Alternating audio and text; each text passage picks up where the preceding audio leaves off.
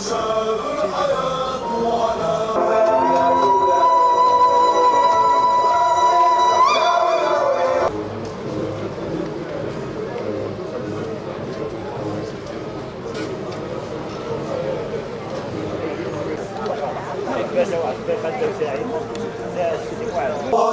عزمنا ونحن الشباب كبار المنى تشاد الحياة على عزم.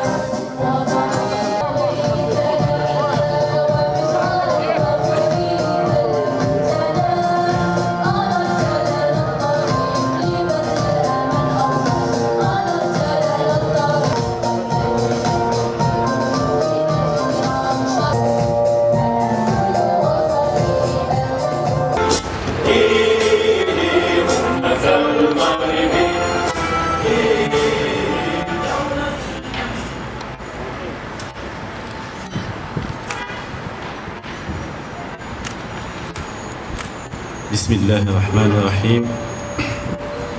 والحمد لله رب العالمين، والصلاة والسلام على سيدنا محمد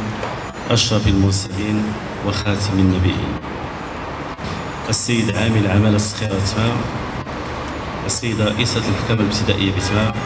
السيد وكيل الملك لدى المحكمة الابتدائية بتمام، السادة النواب، السيد كولونيل ماجور نائب قائد الحامية العسكرية، السيد رئيس فرقة مراقبة التراب الوطني، السيد رئيس قسم الشؤون الداخلي بعمل الصخيرة تمام، السيد قائد الدرك الملكي بتمام، السادة قادة القوات المساعدة والوقاية المدنية، السيدة رئيسة مجلس العمالة، السيدات والسادة البرلمانيون والمنتخبون، السيدات والسادة رؤساء المصالح اللامركزة والمصالح الأمنية، السيدات والسادة ممثلي وسائل الإعلام والمجتمع المدني، السادة قدماء أطر وموظفي الأمن الوطني، السيدات والسادة المدعوين. في غمرة الاحتفالات بالذكرى 69 لتأسيس المديرية العامة للأمن الوطني، والتي دأبت هذه المؤسسة الوطنية العريقة على تخليدها سنويا، تخليدا لمسارها الإصلاحي المتواصل والمبني على ترسيخ مبادئ دولة الحق والقانون واحترام حقوق الإنسان. نغتنم هذه المناسبة الوطنية السعيدة لاستحضار ما تحقق من إنجازات وما بذل من تضحيات في سبيل حماية الوطن وخدمة المواطنين. وفي هذا الإطار تواصل المديرية العامة للأمن الوطني ترسيخ نهجها القائم على تعزيز التواصل والانفتاح المؤسساتي والمجتمعي من خلال تنظيم فعاليات الأبواب المفتوحة، والتي ستقام هذه السنة بمدينة الجديدة تحت شعار فخورون بخدمة أمة عريقة وعرش مجيد، في تعبير صادق عن ولاء أسرة الأمن الوطني للثوابت الوطنية ومؤسساته. حضرات السيدات والسادة، تسعى المنطقة الإقليمية لأمن الصخيرة تمام إلى إرساء منظومة أمنية متكاملة تقوم على التوفيق بين الحضور الميداني الفعال الكفيل ببسط الأمن في صفوف المواطنين والمقيمين الأجانب، وبين التفاعل السريع والناجع مع شكايات ونداءات المواطنين، وهو ما أسفر عن تحقيق نتائج إيجابية وملموسة بفضل الدعم اللوجستي والبشري الذي حظيت به من قبل السيد المدير العام للأمن الوطني. وقد مكنت هذه الجهود من تحقيق نسبة تحكم في معدلات الجريمة بلغت 95% في إطار احترام تام لسيادة القانون وضمان الحقوق والحريات الأساسية.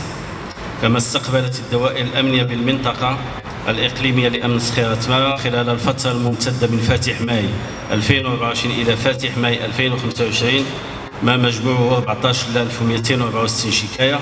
تم البث في 13710 منها بمعدل إنجاز يناهز 96%. كما تم استقبال 6465 ملفا موجها من النيابة العامة، تمت معالجة 5936 منها أي بمعدل إنجاز 92%. وإليكم أبرز المؤشرات الرقمية لمحاربة الجريمة خلال هذه الفترة، حيث بلغ عدد الموقوفين في حالة تلبس 3338 شخص، عدد المبحوث عنهم وطنيا الذين تم إيقافهم 1309، عدد الأشخاص الموقوفين من أجل حمل الأسلحة البيضاء 161، عدد الأشخاص الذين تم التحقق من هويتهم 217375 شخص، الأشخاص الخاضعون لتدابير الحراسة النظرية والمراقبة القضائية 4793 من بينهم 270 حدث. وقد توجت هذه الجهود أيضا بتفكيك شبكات إجرامية خطيرة، منها ما ينشط على الصعيد الوطني وبلغ عددها 78 عصابة إجرامية. أما في مجال محاربة المخدرات، هذه الأخيرة تعد إحدى أهم العناصر المؤثرة بمؤشرات الجريمة، فقد وضعت مصالح المنطقة الإقليمية هذه المواد المحظورة في صلب اهتماماتها. وهنا وجب التنويه والإشادة بالمعطيات الدقيقة التي توفرها فرقة المحافظة على التراب الوطني، والتي مكنت بتاريخ 7 مارس من هذه السنة من إحباط عملية تهريب 4135 كيلوغرام من مادة الشراء وحجز 6 ديال المركبات ومبلغ مادي قدره 400,000 درهم، وإيقاف 5 أشخاص تتراوح أعمارهم ما بين 25 و 40 سنة. وفي سياق المجهودات المبذولة من طرف مصالح الأمن بهذه المنطقة الإقليمية في مجال محاربة المخدرات، فقد تم حجز الكميات التالية: المخدرات الصلبة 160.5 جرام، مخدر الشراء 4 طن و476 كيلوغرام، الأقراص المهلوسة 5768 قرص، والمعجون 2596 جرام. وفيما يخص مجال الوثائق التعريفية وانسجاما مع الاستراتيجية الرقمية للمديرية العامة للأمن الوطني، حرصت مصالح الأمن على تعبئة وحدات متنقلة مزودة بتقنيات حديثة لتقريب خدمة إنجاز البطاقات الوطنية للتعريف الإلكترونية من ساكنة مختلف الجماعات التابعة لعمالة صخيرة تمارا، تكريسا لمبدأ تقريب الإدارة من المواطن وتجويد العلاقة بين المؤسسة الأمنية والموظف، حيث مكنت هذه العملية خلال شهر يوليوز الماضي من إنجاز 252 بطاقة. حضرات السيدات والسادة، تستعد بلادنا بكل فخر واعتزاز لاحتضان التظاهرات الرياضية كبرى على الصعيدين القاري والعالمي، وعلى رأسها كأس إفريقيا للأمم سنة 2025 ونهائيات كأس العالم 2030، وهو ما يعد تتويجا للثقة الدولية في قدرات المملكة المغربية تحت القيادة الرشيدة لصاحب الجلالة الملك محمد السادس نصره الله وأيده على إنجاح المحطات الكبرى بكفاءة واقتدار. وفي هذا السياق الوطني الحيوي، تعرف مختلف مدن المملكة دينامية متزايدة على جميع المستويات، ومن بينها ما تشهد هذه المدينة من كثافة مرورية مرتفعة على مدار الساعة نتيجة للتطور العمراني والاقتصادي، وكذا تدفق وسائل النقل، مما استدعى تعبئة واسعة لعناصر شرطة المرور عبر مختلف المحاور الطرقية الحيوية بهدف التخفيف من حدة الاكتظاظ وضمان سلاسة السير وتحقيق السلامة الطرقية. وتفعيلا لهذه المقاربة الأمنية المواكبة، تم تكثيف الحملات الزجرية ضد المخالفات المرورية الخطيرة، خاصة تلك المرتكبة من طرف بعض سائقي الدراجات النارية المعدلة ميكانيكيا والسياقات الاستعراضية التي تهدد سلامة مستعملي الطريق، حيث أسفرت هذه التدخلات عن تسجيل 17866 مخالفة مرورية ما بين فاتح ماي 2024 وفاتح ماي 2025 بتعبير واضح عن الحزم واليقظة الأمنية المستمرة. ولتقوية جاهزية العنصر البشري، أولت هذه المنطقة الإقليمية عناية خاصة للتكوين المستمر، حيث تم تنظيم 135 حصة في مختلف المجالات والتخصصات، إلى جانب 18 حصة خاصة بالرماية لفائدة موظفي هذه المنطقة. وفي سياق تعزيز البنية الأمنية وتوسيع التغطية المجالية، تم تعزيز المنطقة الإقليمية لأمن صخيرة تمارا ب 68 موظف وموظفة، إضافة إلى 16 سيارة تحمل الهوية البصرية الجديدة للأمن الوطني، تشكل الأسطول الجديد لدوائر الشرطة والشرطة القضائية، وكذا فرقة محاربة العصابات، وكذا 19 دراجة نارية لتسهيل مهام حفظ الأمن التي تباشرها فرقة الدراجين. كما سيتم قريبا افتتاح المقر الجديد لمفوضية الشرطة بعين عودة وفق تصور حديث ومتكامل يستجيب لمعايير الجيل الجديد من البنايات الأمنية بهدف تحسين جودة الاستقبال والارتقاء بالخدمات المقدمة للمواطنين. حضرات السيدات والسادة، إن هذه المجهودات الأمنية تندرج ضمن رؤية استباقية شاملة ومشتركة تهدف إلى تهيئ الظروف الأمنية واللوجستيكية المثلى لاحتضان التظاهرات الدولية الكبرى بكل احترافية ومسؤولية، وترسيخ صورة المغرب كبلد الأمن والاستقرار والمؤسسات تحت القيادة الرشيدة لصاحب الجلالة الملك محمد السادس نصره الله وأيده.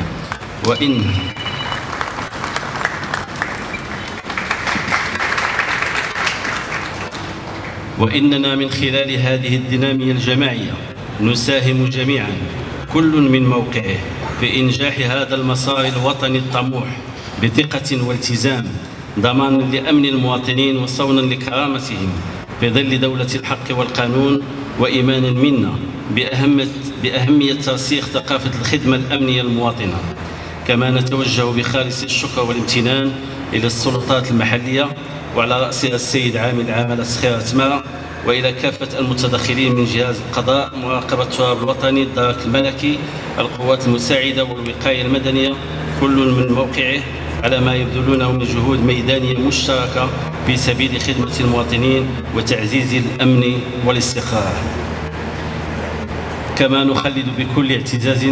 ذكرى أرواح رجال الأمن الذين قدموا حياتهم فداء للوطن، ولا يفوتون التنويه بزملائهم الذين يواصلون أداء مهامهم بكل إخلاص وتفان، مؤمنين برسالة الأمن النبيلة ومتحلين بروح المسؤولية والتضحية. حفظ الله مولانا الإمام بما حفظ به الذكر الحكيم، وأبقاه ذخرا وملاذا لهذه المملكة الشريفة، وأقر عينه بولي عهده صاحب السمو الملكي الأمير الجليل مولاي الحسن، وصاحبة السمو الملكي الأمير الجليل خديجة، وشد أزره بسنوه صاحب السمو الملكي الأمير الجليل مولاي رشيد، وكافة أفراد الأسرة الملكية الشريفة، إنه للدعاء سميع.